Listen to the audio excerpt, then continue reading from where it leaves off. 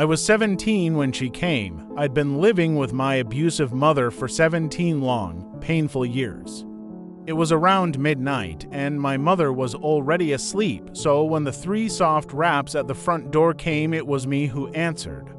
An odd-looking little girl stood there, with cheeks pale and colorless, blonde hair and braided pigtails, pink dress torn a little at the hem, feet bare and turning slightly blue from the cold of winter, and black eyes.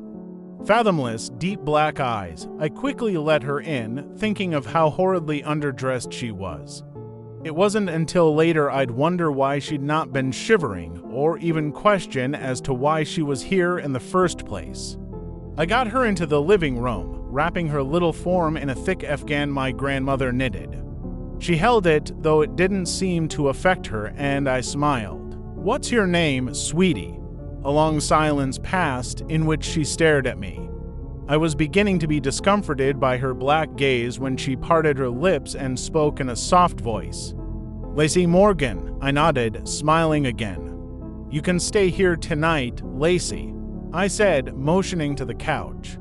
She curled up in a little ball, black eyes still on me, and I exited the room. That night I slept soundly, not worrying about my mother beating me or the strange little girl on my couch. When morning came and I trudged into the kitchen, I was greeted with a coffee mug to the shoulder. I gave a feeble shout of pain, staring at my mother. "What the hell did you do? Why is there dirt on the couch?" She shouted, confusing me greatly. Upon investigating, I found that Lacey had vanished, the only proof she'd been there being some dirt that must have fallen off her dress or feet. I took responsibility, earning myself a strong hit to my cheek, then left for school. While there, I heard something that sent chills through my spine. Lacey Morgan was found dead last night.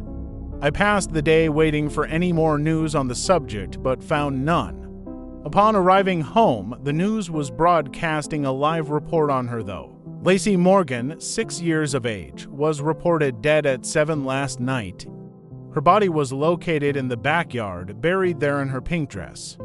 So far, there has been no sign of her mother, Marisa Morgan, who is suspected to be the killer. Marisa has reportedly abused Lacey multiple times and may be responsible for her death. Suddenly, a picture of Lacey appeared on the screen.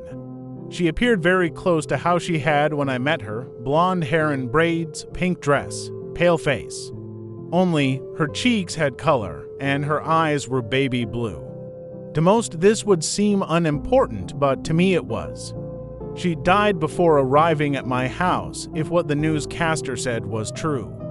Died hours before. I tried to play it off, going about my business. I went to bed early so as not to have to see my mother. It was around midnight when I awoke to cool fingers stroking the bruise on my cheek. I sighed, leaning into the small hand. "Never again," Lacey whispered before her hand vanished. Not 10 minutes later, I heard my mother screaming.